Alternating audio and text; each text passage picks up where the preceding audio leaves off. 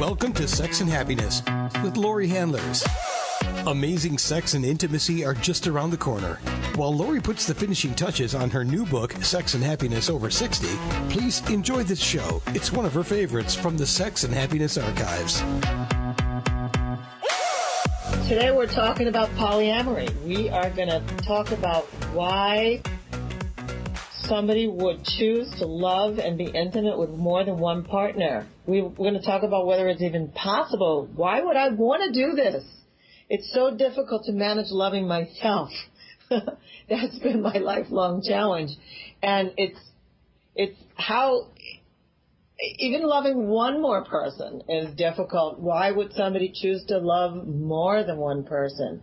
You know, divorce rates for the first time marriage are something like 50%, over 50%. Divorce rates for the second time marriage are something like 80%. So my guest today is going to talk to us about what it would be like to love more than one person. My guest is Deborah Anapol. She sometimes is known to her friends as Taj, and she's an expert about this. She's one of the world's experts about this, and she's going to tell us some answers to my questions, like why would I want to do this? Why would you want to do this? Why would we even consider it? What could we gain from this? Those are the questions. Those are the outstanding questions over and over again about trying to love more than one person. Deborah, it's great to have you back as my guest. You've been my guest before on this show about your hot topic. So yeah, it's been fun. So I'm happy to be back too. I know that it's been hard for me to find self-love. I finally have. Through Tantra, I learned to love myself. And I basically can love other people now with a capacity that I've never had before. I can love people almost unconditionally. I can even love people who break their word, which that's been a big struggle. I can love people who I'm not even so attracted to. That's been a big struggle. But to be intimately in love with more than one person, what's the point? Well, it's not that anyone should try to do this or force themselves to do this if they don't want to. It's more that if you should be so blessed as to be in love with two people at the same time, what do you do? And a lot of people, myself included in the past, have felt like they needed to make a choice. And that's one option. But if there's really two people that you love, why not love both of them? So you mean before you needed to, I want to just really be clear about this. You mean before, like if you loved two people, you felt like you had to choose between which one you saw a brighter future with, or which one you loved more, or which one you were more attracted to? You mean like that? Forced yourself to choose between them? That's right. And yeah, because when I was very young, I'm sorry, I missed you. Did that last? Did the choice last? Yeah. No. Okay, I just wanted to know. So then you've expanded yourself. You asked yourself the question, what if I could manage both? Isn't it worth giving this a shot? This is your question, the big question. Yeah, and, actually, historically, the first experience that I had was loving more than one person and thinking that I needed to choose. But I didn't actually get the paradigm shift until a little bit later in life. I found myself loving some people who loved other people as well. And I had to decide, okay, do I want to participate in this or not? And I said, yes, I do. And that's where I really started looking into how is this possible, how does it work, who's doing it. And that was about 25 years ago. So you're a pro at this. Well, I've been doing it, thinking about it, talking about it, coaching other people for a couple of decades. So, yeah, I seem to have learned a few things along the way. I'm glad. So here's the thing. Let's go back to that example. You found yourself, because I feel like the more concrete we can be on this subject, the more understanding and concrete we can be on this subject, the more light we can shed to people who maybe have thought about it but thought there was no possibility.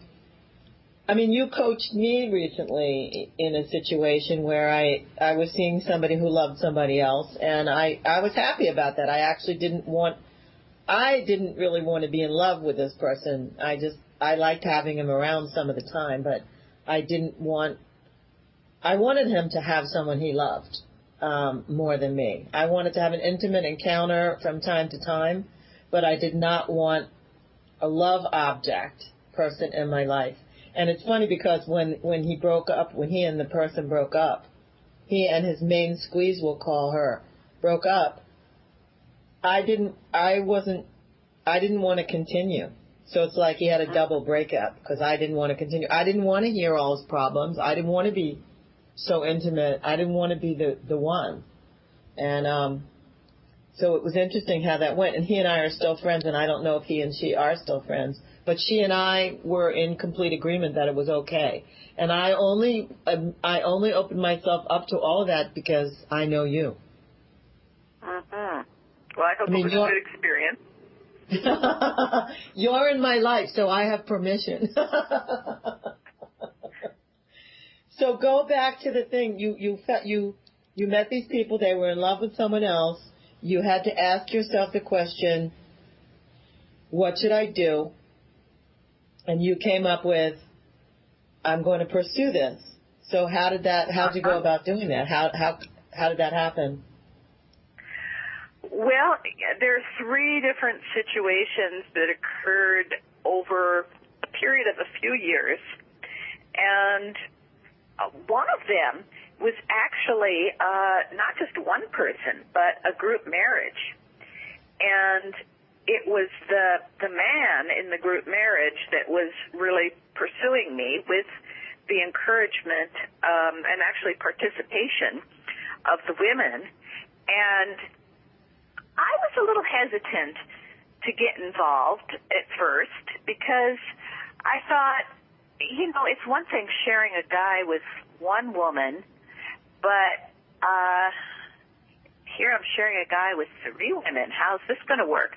But actually, one of the women was very bi and was just as interested in me as he was. And the four of them had such an incredible relationship, and I felt so good when I spent time with them that I thought, I'd be an idiot to say no to this. And in fact, it's one of the most loving relationships I've ever been involved in. So just to get some clarity on this, a group marriage, it doesn't mean it's really legal because that's not allowed in our culture. So they just, they acted as it was. Were any of the two of them married? Actually, none of them were legally married, although two of them had been together as a couple for quite a long time before the others. Things evolved over the years. But no, they didn't believe in legal marriage. So no legal marriages in that group. Okay, so it was a group marriage by declaration. Yeah, and I think they did use the word marriage. I mean, what that meant was that they lived together and they were committed to supporting each other and working together as a unit. They didn't they shared expenses but not income. And they just used their relationship as a basis from which to be nurtured and to support each other as a team, whatever they all decided to do together.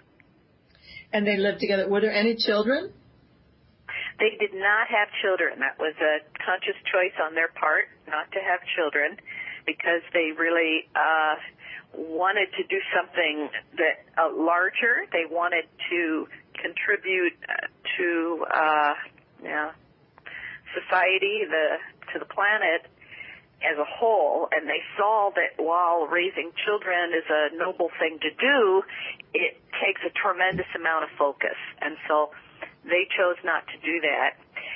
And actually, that's really the reason I'm not still with them, is because I was a single parent at the time with a child.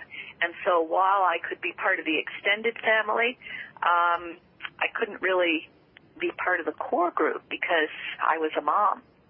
You know, I was going to ask you that, so I'm really glad you said. So what did they say? You know, you can't really, we love you, but you got to go? No. I was part of the extended family because it wasn't a closed marriage. It was an open marriage. Right. And in fact, you know, they would come and visit me, and I remember one time they actually, you know, well, my daughter was, I think maybe 13 at the time, and was going to her first school dance, and I had something I had to go out of town for.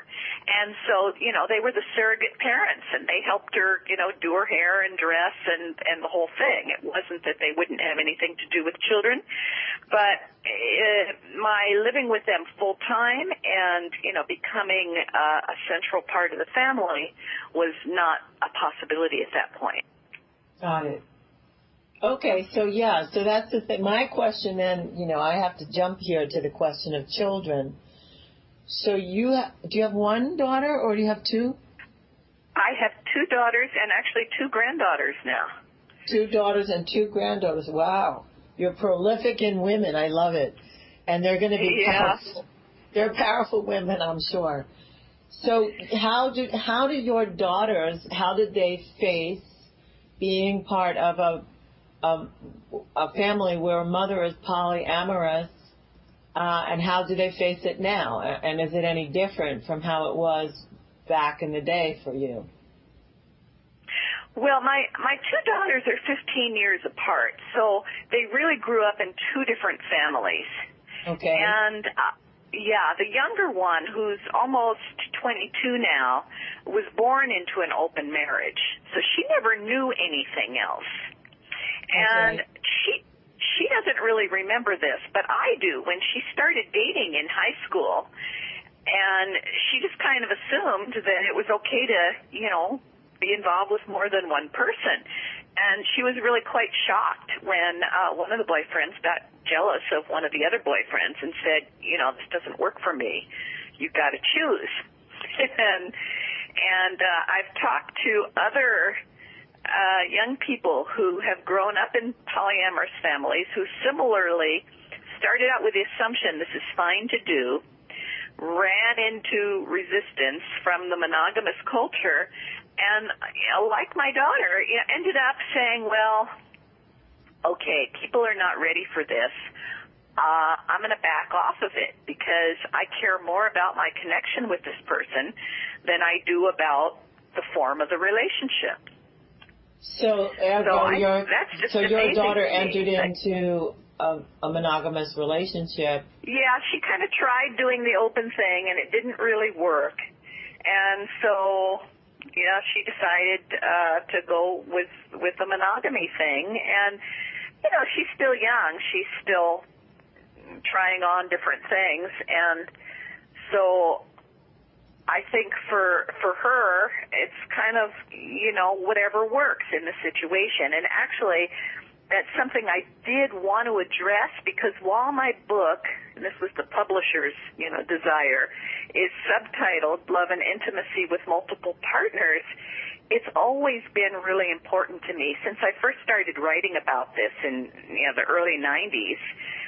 To recognize that polyamory means many loves. It means being open to allowing love to lead.